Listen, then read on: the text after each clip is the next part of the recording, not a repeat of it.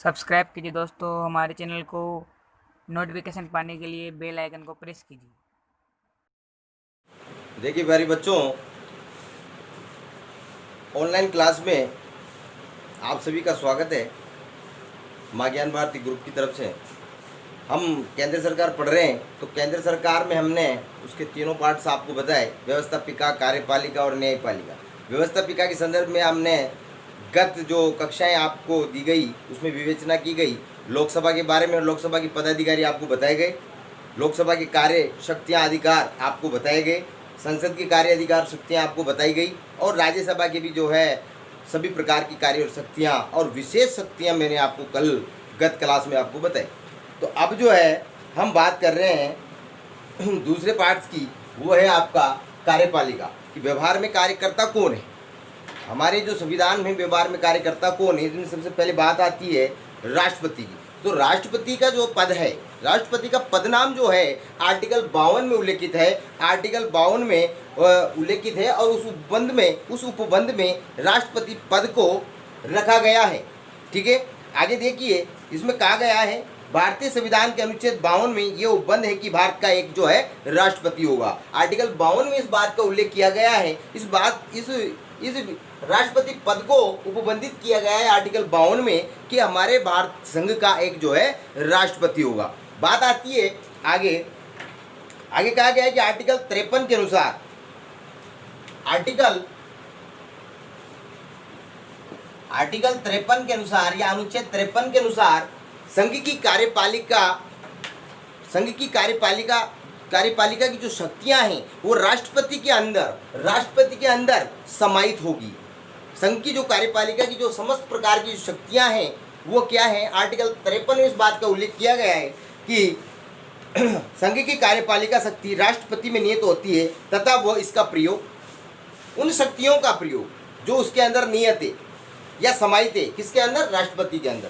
अनुच्छेद 53 इस बात का उल्लेख करता है कि संघ की कार्यपालिका शक्तियां जो है उसके अंदर समाहित है, लेकिन वो इन शक्तियों का प्रयोग जो है वो अपने अधीनस्थ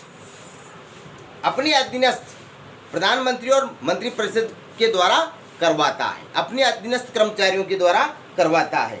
आगे कहा गया है, देखिए आप, तथा वह इसका प्रयोग संविधान के अनुसार स्वयं तथा अधीनस्थ पदाधिकारियों द्वारा करेगा। इस प्रकार संघीय कार्यपालिका में कौन कौन होता है, राष्ट्रपति, उपराष्ट्रपति, प्रधानमंत्री, मंत्रिपरिषद व भारत का महान्यायवादी होगा। ठीक है, उसके इस संघीय कार्यपालिका में राष्ट्रपति, उपराष्ट्रपति और प्रधानमंत्री, उसकी मंत्रिपरिषद और महान्यायवादी मतलब एंटोनी गवर्नर ऑफ जनरल। आगे देखिए आप, राष्ट्रपति कार्यपालिका का औपचारिक प्रधान होता है। राष्ट्रपति जो है कार्यपालिका का क्या होता है, औपचारिक प्रधान होता है और वैधानिक प्रधान होता है। एक तो होता है औपचारिक, इसको हम कह सकते हैं औपचारिक प्रधान, औपचारिक या वैधानिक प्रधान। औपचारिक या वैधानिक प्रधान इसको हम कह सकते हैं क्योंकि इसके नाम से ही समस्त कार्यपालिका की जो समस्त गतिविधियां हैं, जो कार्य हैं, वो राष्ट्रपति के नाम से ही संचालित होते हैं। लेकिन व्यवहार में जो है इन सभी शक्तियों और कार्यों का प्रयोग व्यवहार में प्रधानमंत्री और उसकी मंत्रिपरिषद करती है।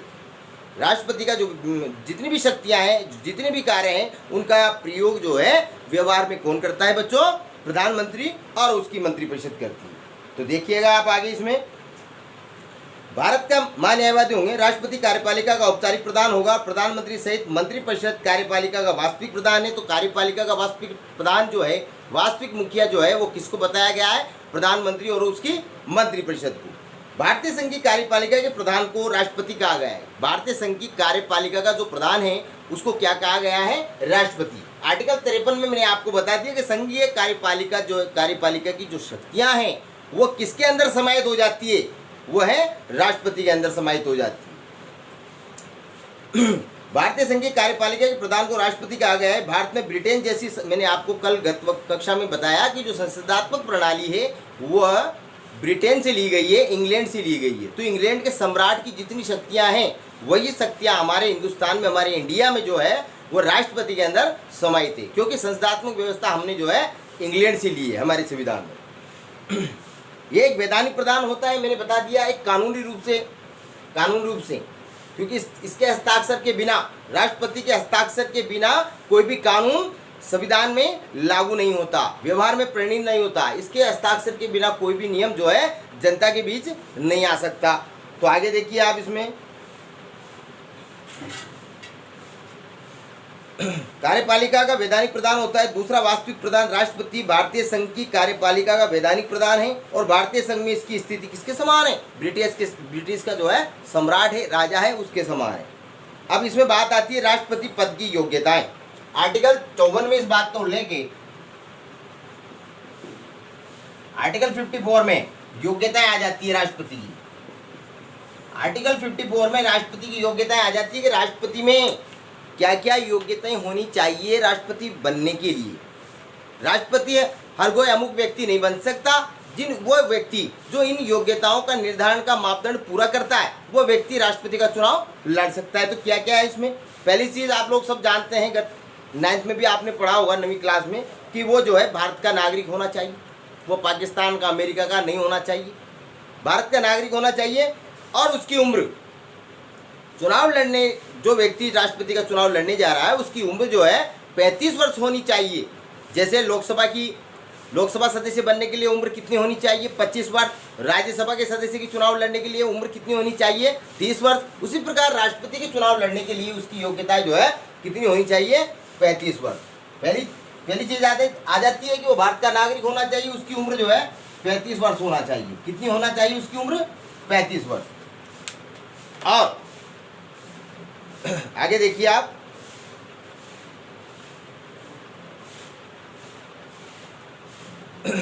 वो लोकसभा का सदस्य निर्वाचित होने की योग्यता रखता हो। राष्ट्रपति चुनाव लड़ने वाला व्यक्ति किस प्रकार की योग्यता रखता हो? लोकसभा सदस्य बनने की। यानी कि वो किसी प्रकार का दिवालिया नहीं होना चाहिए, पागल नहीं होना चाहिए, है ना, किसी न्यायपालिका के द्वारा उसको दिवालिया या पागल करार नहीं देना चाहिए। ये सब योग्यताएं अगर उसके अंदर है तो वो जो है राष्ट्रपति का चुनाव लड़ सकता है। इसके अतिरिक्त ऐसा कोई भी व्यक्ति जो भारत सरकार, राज्य सरकार या किसी स्थानीय सरकार के अंतर्गत पदाधिकारी हो या लाभ के पद धारण किए हो तो राष्ट्रपति पद का उम्मीदवार नहीं हो सकता। कहने का मतलब वो किसी भी राज्य की विधानमंडल में विधानसभा सदस्य हो, राज्यपाल हो, है ना। स्थानीय सरकार का मतलब स्थानीय स्वशासन, जैसे नगर निकाय है, नगर पालिका, नगर परिषद, नगर निगम। इधर से पंचायत राज स्वशासन की अगर हम बात करते हैं तो ग्राम पंचायत में, पंचायत समिति में, और तीसरे स्तर पे आती है हमारी जिला परिषद, उसमें किसी भी प्रकार के पद पर वो जो है आसीन नहीं होना चाहिए। ये शर्त है राष्ट्रपति चुनाव लड़ने की। दूसरी बात है वो किसी भी लाभ के पद पर राजकीय या केंद्र सरकार, राज्य के विधानमंडल में आने वाले समस्त कर्मचारी और केंद्र सरकार के अंतर्गत आने वाले समस्त कर्मचारी के किसी भी पद पर वो आसीन नहीं होना चाहिए। तो ये चीज़ें आपने देखी।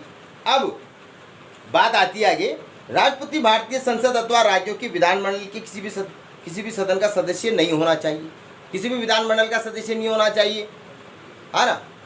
अब राष्ट्रपति का निर्वाचन कैसे होता है आप देखिए। निर्वाचन पद्धति, राष्ट्रपति का निर्वाचन देखिए आप। राष्ट्रपति के चुनाव के लिए अप्रत्यक्ष निर्वाचन होता है। जैसे लोकसभा सदस्य के लिए प्रत्यक्ष निर्वाचन, मैंने आपको बताया कि जो व्यक्ति लोकसभा सदस्य के लिए चुनाव लड़ता है उसको डायरेक्ट जनता क्या करती है? अपने मताधिकार का जो है प्रयोग करती है।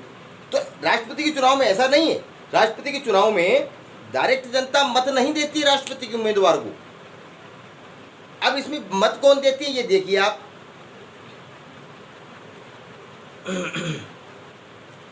देखिए आप, चुनाव अप्रत्यक्ष निर्वाचन की पद्धति को अपनाया गया है। कौन सी पद्धति को अपनाया गया है? अप्रत्यक्ष निर्वाचन की पद्धति को।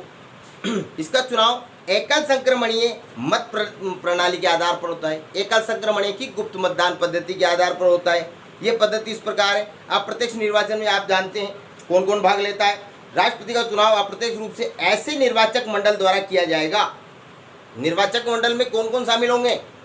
देखिए आप, इसमें संसद के दोनों सदनों के निर्वाचित सदस्य, मनोनीत सदस्य कभी भी जो है, बेटा ध्यान दीजिएगा, ना तो लोकसभा के मनोनीत सदस्य भाग लेते हैं और ना ही राज्यसभा के मनोनीत सदस्य भाग लेते हैं और ना ही विधानमंडल के मनोनीत सदस्य भाग लेते हैं। विधानमंडल से तात्पर्य समस्त संघ की जो है विधानसभाएं हैं उनकी जो है कभी भी मनोनीत सदस्य भाग नहीं लेते, निर्वाचित सदस्य जो है इसके अंदर भाग लेते हैं। और क्या क्या दिया गया है इसमें, संसद के दोनों सदनों के निर्वाचित सदस्य, राज्य विधानसभाएं, मैंने आपको बताया अभी थोड़ी देर पहले कि राज्य विधानसभाओं तथा तत्व संवैधानिक संशोधन 1992 के अनुसार संघीय क्षेत्र की विधानसभाओं के निर्वाचित सदस्य। जो हमारे केंद्र शासित प्रदेश हैं, केंद्र शासित प्रदेश अभी वर्तमान में 9 हो गए, तो उनके निर्वाचित सदस्य, ना कि मनोनीत सदस्य, निर्वाचित सदस्य क्या कहें, इस प्रकार के चुनाव में, राष्ट्रपति पद की चुनाव में भाग लेते हैं। आगे देखिएगा, अब एकल संक्रमणीय मत पद्धति क्या होती है। देखिए, राष्ट्रपति के चुनाव में जो है एकल संक्रमणीय गुप्त मतदान पद्धति को अपनाया गया है। राष्ट्रपति के चुनाव में जो है अप्रत्यक्ष रूप से तो होता ही है, लेकिन कौन सी पद्धति को अपनाया गया है, तो प्यारे बच्चों एकल संक्रमणीय गुप्त मतदान पद्धति को जो है अपनाया गया है। तो एकल संक्रमणीय गुप्त मतदान पद्धति में कौन कौन भाग लेता है, तो मैंने आपको थोड़ी देर पहले बताया कि संसद के सभी निर्वाचित सदस्य, संसद का मतलब लोकसभा और राज्यसभा के निर्वाचित सदस्य भाग लेते हैं। दूसरी बात आती है कि हमारे संघ के, हमारे देश के जितने भी विधानमंडल हैं, जितनी भी विधानसभाएं हैं, उनके समस्त निर्वाचित सदस्य, और केंद्र शासित प्रदेश हैं हमारे, है ना, केंद्र शासित प्रदेशों के भी निर्वाचित सदस्य भाग लेते हैं। संसद तथा राज्यों के संघीय क्षेत्रों की विधानसभाओं के निर्वाचित सदस्यों द्वारा राष्ट्रपति का चुनाव एक विशेष मत पद्धति के अनुसार होगा, जिसे एकल संक्रमणीय मत पद्धति कहा जाता है। इस चुनाव में मतदान गुप्त मतपत्र द्वारा होता है, और चुनाव में सफलता प्राप्त करने के लिए उम्मीदवार को जो है न्यूनतम कोटे के मत प्राप्त करना होता है। न्यूनतम कोटा निर्धारित करने के लिए एक सूत्र है जो मैं आपको बताऊंगा। तो देखिए, अप्रत्यक्ष निर्वाचन पद्धति है, तो इसमें जो है न्यूनतम कोटे के मत प्राप्त करने के लिए तो एक सूत्र दिया गया है कि दिए गए वैध मतों की संख्या, वैध मत मतलब जो है खारिज मत नहीं होना चाहिए, ठीक है। निर्वाचित होने वाले प्रतिनिधियों की संख्या +1, और जो है दोनों का जो कैलकुलेट करने के बाद उसमें +1 जोड़ने के उपरांत हमें जो है न्यूनतम कोटा का जो है मत प्राप्त हो जाता है। तो निर्वाचक सभी प्रत्याशियों के सम्मुख अपने वरीयता अंकित करते हैं। निर्वाचक सभी प्रत्याशी, जो निर्वाचक हैं चुनने वाले, वो क्या करते हैं, प्रत्याशी जैसे 10 प्रत्याशी खड़े हैं, तो उनके सामने वोट सभी को देना है। एकल संक्रमण का मतलब होता है सभी को मतदान करना है। लोकसभा सदस्य, विधानसभा सदस्य, राज्यसभा सदस्य और केंद्र शासित प्रदेशों के निर्वाचित सदस्य जो है सबको मत देते हैं। लेकिन मत देने का जो है ऐसा नहीं कि एक को मत दे दिया दूसरे को नहीं दिया। 10 व्यक्ति खड़े हैं तो 10 को जो है अपने मत का प्रयोग करना है, लेकिन चॉइस के ऑर्डरिंग क्रम में, वरीयता के अनुसार, अपनी चॉइस के अनुसार उनको मत दिया जाता है। जैसे पहले व्यक्ति ने वोट दिया पहले वाले को, दूसरे वाले को दूसरा दिया, और 5वें वाले को तीसरा दिया, ऐसे दे देते हैं। तो जब मतगणना प्रारंभ की जाती है तो प्रथम वरीयता के आधार पर, मतलब पहली चॉइस को आधार मानते हुए पहली चॉइस की गणना की जाती है। अगर पहली चॉइस की गणना में 2 व्यक्तियों के मत समान आ जाते हैं तो उस कंडीशन में दूसरी चॉइस के आधार दूसरी वरीयता की जो है मत उनकी गणना की जाती है। इस प्रकार राष्ट्रपति का जो है मतगणना होती है, और इस मतगणना को जो है एकल संक्रमणीय की गुप्त मतदान पद्धति कहा जाता है। मतगणना के दौरान सर्वप्रथम प्रत्याशियों को मिले पहले वरीयता के मतों की गणना की जाती है। मैंने आपको बताया कि पहली चॉइस को आधार मानकर उनकी गणना की जाती है। पहली चॉइस में अगर समान मत आ जाते हैं तो दूसरी चॉइस के मतों की गणना की जाती है ना। इस दौर में जिस प्रत्याशी को कोटा अर्जित हो जाता है उसे देखो आप, सर्वप्रथम प्रत्याशियों को मिले पहले वरीयता के मतों की गणना की जाती है। इस दौर में जिसे प्रत्याशियों को कोटा अर्जित हो जाता है उसे विजय घोषित किया जाता है। लेकिन अगर पहले चरण में जो है पहली चॉइस में पहली वरीयता के आधार पर अगर 2 व्यक्तियों के मत समान आ जाते हैं तो दूसरे वरीयता के जो दूसरी चॉइस पे जिन लोगों ने वोट किए हैं तो दूसरी चॉइस की मतगणना की जाती है, और दूसरी चॉइस में जिसके सर्वाधिक मत आते हैं उसको जो है बेटा विजय घोषित कर दिया जाता है राष्ट्रपति चुनाव में। यदि इस चरण में किसी भी प्रत्याशी को कोटा अर्जित न हो तो प्रथम चरण में न्यूनतम वोट पाने वाले प्रत्याशी को मुकाबले से बाहर कर दिया जाता है। क्या कर दिया जाता है, अगर उसको न्यूनतम कोटा के मत प्राप्त नहीं होते हैं पहली चॉइस में तो उसको जो हमारा राउंड है उससे क्या कर दिया जाता है, बाहर कर दिया जाता है। अब इस प्रत्याशी की दूसरी वरीयता के वोट अन्य प्रत्याशियों को हस्तांतरित किए जाते हैं। ये क्रम तब तक चलता है जब तक कि कोई प्रत्याशी कोटा अर्जित नहीं कर ले, न्यूनतम कोटा अर्जित नहीं कर ले, वहाँ तक यह मतगणना चलती रहती है। अब बात आती है पदच्युति की। देखिए, राष्ट्रपति का चुनाव हो जाता है और इसका सामान्य रूप से कार्यकाल भी जो है 5 वर्ष निर्धारित किया गया है। राष्ट्रपति का कार्यकाल भी जो है 5 वर्ष निर्धारित किया गया है कि 5 वर्ष तक ये अपने पद पर आसीन रहेगा। लेकिन 5 वर्ष के अंदर अंदर कोई भी जो व्यक्ति संवैधानिक पद पर है, राष्ट्रपति के पद पर कार्य कर रहा है, वह अपनी क्षमता के अनुसार कार्य नहीं करता है, सिद्ध कदाचरण कर देता है, अपने पद का दुरुपयोग कर देता है ना, और संवैधानिक तंत्र का जो है खंडन कर देता है, तो उसको अपने पद से हटाया भी जा सकता है। हटाने की प्रक्रिया जो है महाभियोग कहलाती है। और महाभियोग जो है संविधान में जो है अनुच्छेद या आर्टिकल 61 में इसका उल्लेख है। तो हटाने के लिए, राष्ट्रपति महोदय को हटाने के लिए संसद के किसी भी सदन में उनके विरुद्ध ये इस प्रकार का महाभियोग प्रस्ताव लाया जा सकता है। चाहे वो लोकसभा में सर्वप्रथम लाया जा सकता है और राज्यसभा में भी लाया जा सकता है। ठीक है। अब जिस सदन में वो प्रस्ताव लाया जाता है, उस सदन के कुल सदस्य संख्या का उपस्थित और मतदान प्रक्रिया में भाग लेने वाले सदस्यों के 1/4 सदस्यों का उस सदन के कुल सदस्य संख्या का 1/4 सदस्यों का उस महाभियोग प्रस्ताव पर हस्ताक्षरित होना जरूरी है। अब हस्ताक्षरित हो गया, जैसे मान लो लोकसभा में महाभियोग प्रस्ताव लाया जा रहा है, राष्ट्रपति के सम्मुख अविश्वास प्रस्ताव लाया जा रहा है, तो लोकसभा के अंदर जितने सदस्य हैं उन सदस्यों में से 1/4 सदस्यों का क्या होना चाहिए, उस प्रस्ताव के ऊपर, महाभियोग प्रस्ताव के ऊपर हस्ताक्षर होना जरूरी है। फिर 14 दिन तक जो है उस प्रस्ताव पर विचार करती है वो सदन कि वाकई हमने जो प्रस्ताव लाया है, हम जो प्रस्ताव लाए हैं राष्ट्रपति महोदय के बारे में, महामहिम के बारे में हटाने के लिए, अपने पद से हटाने के लिए, क्या उसमें कोई हमने जल्दबाजी तो नहीं की, वाकई उस तथ्य के आधार पर हटा रहे हैं उनको। किनको हटा रहे हैं? राष्ट्रपति महोदय को। कोई तथ्य तो है, संवैधानिक तंत्र का कहीं कहीं जाके उन्होंने विखंडन तो किया है। जब हम उनको हटा रहे हैं तो 14 दिन तक उन पर विचार किया जाता है। विचार करने के उपरांत लोकसभा अपने कुल सदस्यों का 2/3 भाग, कुल सदस्यों का 2/3 बहुमत से कुल सदस्यों का 2/3 बहुमत से उस महाभियोग प्रस्ताव को पारित कर दे। और दूसरा सदन से तात्पर्य है राज्यसभा, उस पर वो भी 2/3 बहुमत से उस प्रस्ताव को पारित और अनुमोदित कर दें, तो उस महामहिम को अर्थात राष्ट्रपति को अपने पद से क्या करना होता है? हटना होता है। ये जो है हमारी संविधान में महाभियोग प्रक्रिया है। देखिएगा आप इसमें आगे, अब राष्ट्रपति हटने की प्रक्रिया है। देखो आप इसमें,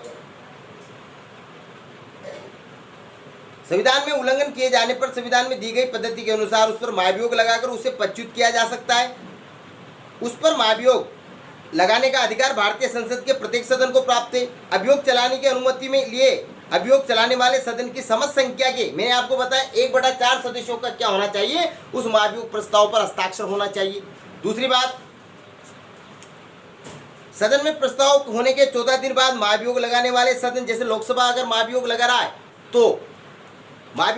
है तो वो क्या करेगा? 14 दिन तक उस प्रस्ताव पर विचार करेगा, मंत्रणा करेगा। कौन सा सदन? जो महाभियोग लगा रहा है पहले। अब महाभियोग लगाने वाले सदन, उस पर विचार किया जाएगा। यदि अभियोग प्रस्ताव सदन की कुल संख्या की, लोकसभा की कुल सदस्य संख्या के 2/3 बहुमत से उसको पारित कर दे, तो फिर क्या होगा?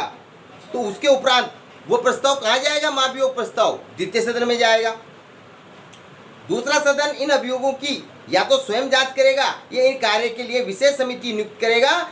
यदि इस सदन में राष्ट्रपति के विरोध लगाए गए आरोप क्या हो जाते हैं? सिद्ध हो जाते हैं, प्रमाणित हो जाते हैं। दूसरा सदन भी इस बात से संतुष्ट हो जाता है, सेटिफाई हो जाता है कि जो राष्ट्रपति के विरुद्ध जो सिद्ध कदाचरण लगे हैं, अपने अक्षमता के आधार पर उन्होंने कार्य किया है, संवैधानिक तंत्र का कहीं कहीं विखंडन किया है, संविधान कहीं कहीं अपने आप में ढांचे में जो है उन्होंने उनका दुरुपयोग किया है, तो फिर क्या होता है, दूसरे सदन क्या करता है, सदन में राष्ट्रपति के विरुद्ध लगाए गए आरोप सिद्ध हो जाते हैं तो दूसरा सदन भी अपने कुल सदस्यों के कम से कम 2/3 बहुमत से, मैंने आपको बताया, दूसरा सदन भी कुल सदस्य संख्या का 2/3 भाग इस बात को प्रस्तावित और अनुमोदित कर दे कि वाकई लोकसभा ने ये जो है सिद्ध कदाचार के आधार पर इन पर जो है आरोप लगाए जो सही है, ये सदन भी द्वितीय सदन भी इस बात को मान लेता है तो राष्ट्रपति को अपने पद से हटना पड़ता है।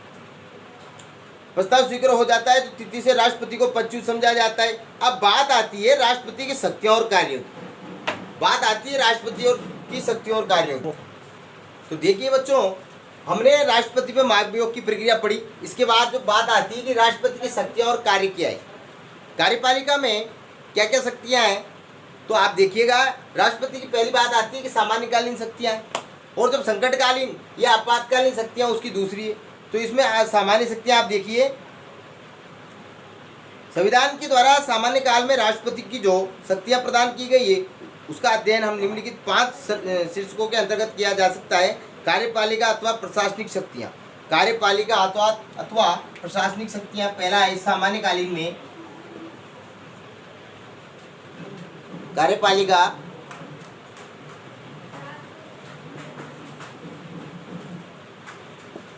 अथवा प्रशासनिक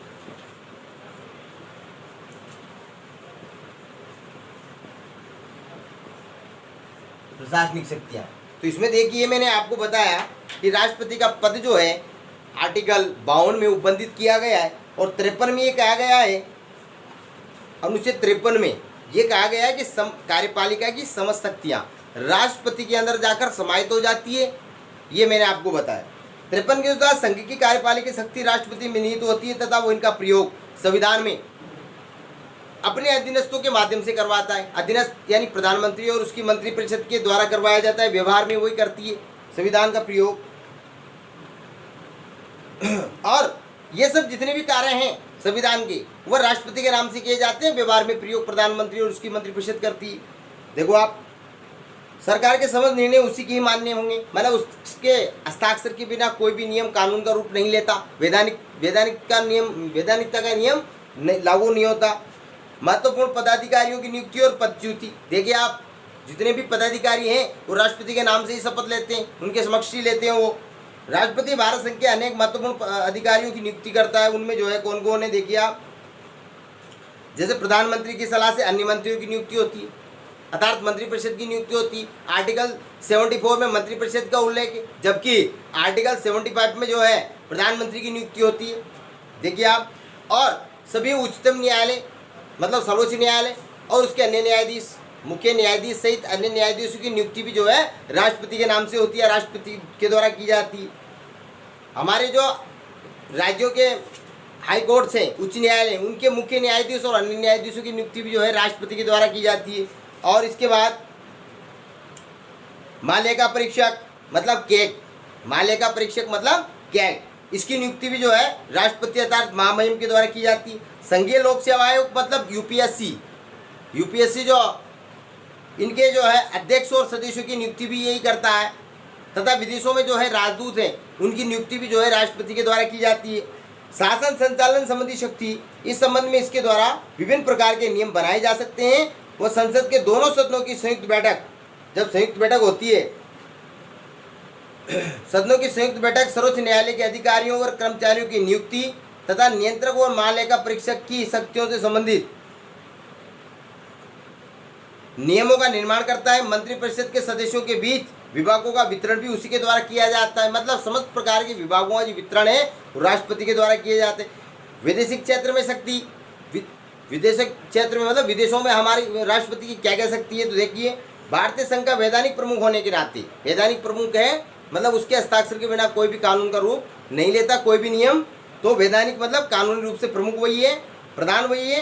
प्रमुख होने के नाते राष्ट्रपति वैदेशिक क्षेत्र में भारत का प्रतिनिधित्व करता है। विदेशों में जो है भारत का प्रतिनिधित्व कौन करता है, राष्ट्रपति करता है। और ये विदेशों में स्थित भारतीय दूतावासों के लिए राजदूतों और कूटनीति प्रतिनिधियों की नियुक्ति करता है और विदेशों के राजदूतों व राजनयिक प्रतिनिधियों के प्रमाण पत्रों को स्वीकार करता है, यहाँ भी रखता है विदेशों के राजदूतों को, ठीक है। और संधि और समझौते पर राष्ट्रपति के ही जो है हस्ताक्षर होते हैं। सैनिक शक्ति हम जो है बाद में पढ़ते हैं। प्लीज लाइक कर दीजिए, सब्सक्राइब कर दीजिए और बेल आइकन को प्रेस कर दीजिए। देखने के लिए धन्यवाद।